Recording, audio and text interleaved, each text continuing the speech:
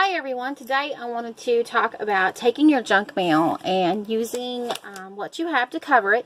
This is some craft paper that I got out of a shipment from an herb place. So I wanted to use this craft paper. Now you can buy this, of course, by the roll or whatever, but I just love using repurposing everything that I can. So this is a mailer that I got. It's just junk mail. I don't know where or what. I don't really remember.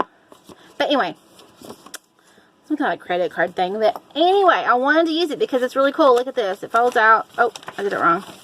There's several ways that you can do it. This is the original way that it was folded.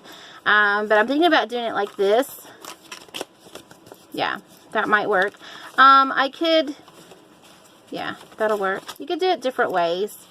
This is the original. You could do it that way if you wanted to. I thought you could even make a junk journal cover out of it if you wanted to. You could, like, this be the front. This be the front here. You could put your spine, use your spine as here. You could put a few pages in there to make it a junk journal if you wanted to. And of course, you could always put a spine in, just, you know, crease it where you want it. And this flap could always be, you know, over farther. It's up to you. But I wanted to show you about using your junk mail. This is one that I absolutely love. There's all kinds of possibilities with this. Here is another one. Look at this. This, I think, was originally like this. But look at this. The pages are already there, right? And you can just cover them and use them, and you have your own cute little small junk journal with a flap. And you could always reinforce to make the cover thicker and things like that. So, you know, you've got at least 2 pages, so that's 4, you know, 1, 2, 3, 4. You could always add pages. You could staple pages in right there and have more pages. So look at your junk mail, because it gives you some ideas to use in your junk journals or use as a straight junk journal. This piece, I think I'm just going to use like a folder type thing, maybe with pockets. I'm not really for sure, because you can fold it this way, kind of in like so. There's so many possibilities that you can do. This would look really great like on the front, or like in the front of a pocket or something. You could pull out and have a lot of writing space, or just make it a pocket for ephemera, because I always like to include a pocket for my ephemera in my junk journal to hold your ephemera in, so that others can place the ephemera where they want it in their junk journal. I kind of like to add that. So I'm going to fast forward the process or whatever and put some music to it, so that you'll just see what I'm doing with it. And this is probably for one of my Alternate Wednesdays. I have 2 groups, Facebook groups. I also have a YouTube channel. I have Instagram as well.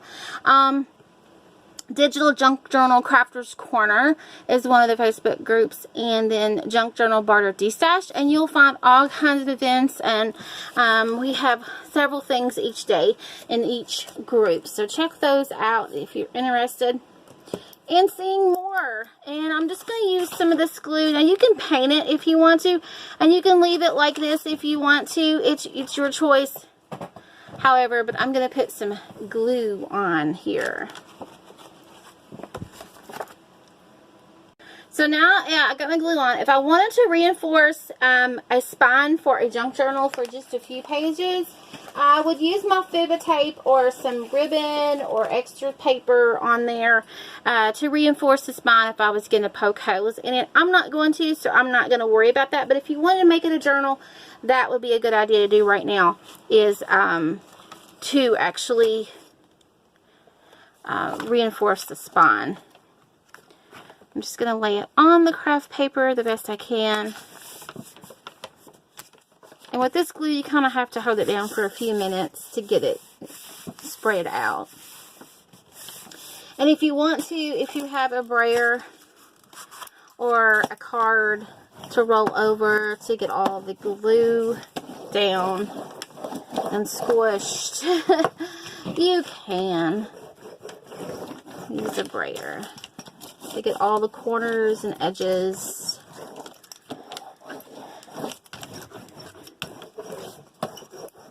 And before I start to cut it, I'm going to let it sit there and dry for a few minutes before I start moving it and cutting it. I don't want it to slip.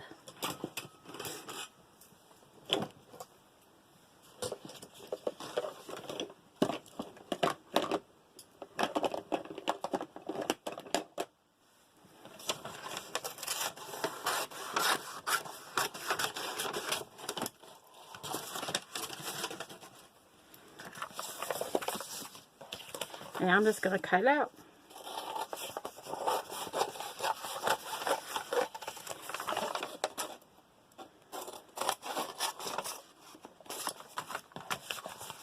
Now you can decide for the other side if you want pretty paper, or if you want the same type of paper, or if you want pockets or whatever. It's up to you.